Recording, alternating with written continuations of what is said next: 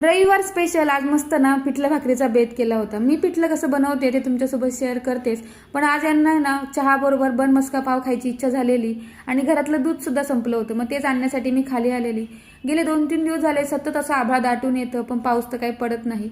घरी जाऊन बघते तर काय, तोपर्यंत त्यांनी चहा उकळायला ठेवला होता। मग आणलेलं दूध टाकलं आणि मस्त असं बन मस्का पाव एन्जॉय केला।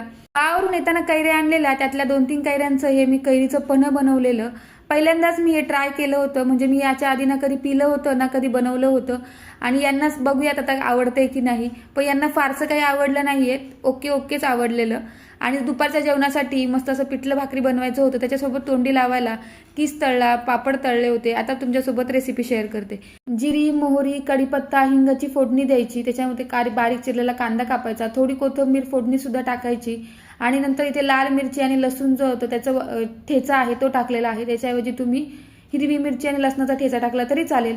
थोडं मी लसूण जो आहे तो कुटून सुद्धा टाकलेला आहे। त्याच्यानंतर हळद टाकायची आहे आणि पाणी टाकायचं आहे। फार पाणी फोडणीत न टाकता असं बेसन पीठ जे आहे ते आधीच जर खलवून घेतलं त्याच्या गुठळ्या अजिबात होत नाहीत। नंतर झाकण ठेवून आपल्याला त्याच्या 5 मिनिटाची मस्त अशी दणदणीत वाफ काढायची आहे। तोपर्यंत इकडे लगेच भाकऱ्या करून घेतल्या। 5 मिनिटांनंतर आपलं मस्त असं पिठलं तयार झालेलं आहे। वरून छानशी कोथिंबीर टाकायची आणि आमच्याकडे याला पिठल्याच्या ऐवजी बेसन असं म्हटलं जातं।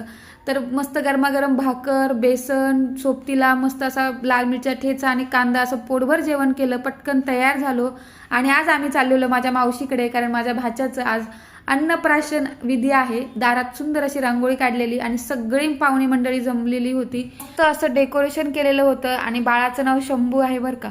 आता पुढचा व्हिडिओ काही मला शूट करायला जमलं नाही, कारण सगळे जमलेले, त्याच्यामुळे गप्पा जेवण याच्यातच मी मग्न झालेली। भेटूयात पुढे नवीन व्हिडिओमध्ये, तोपर्यंत बाय।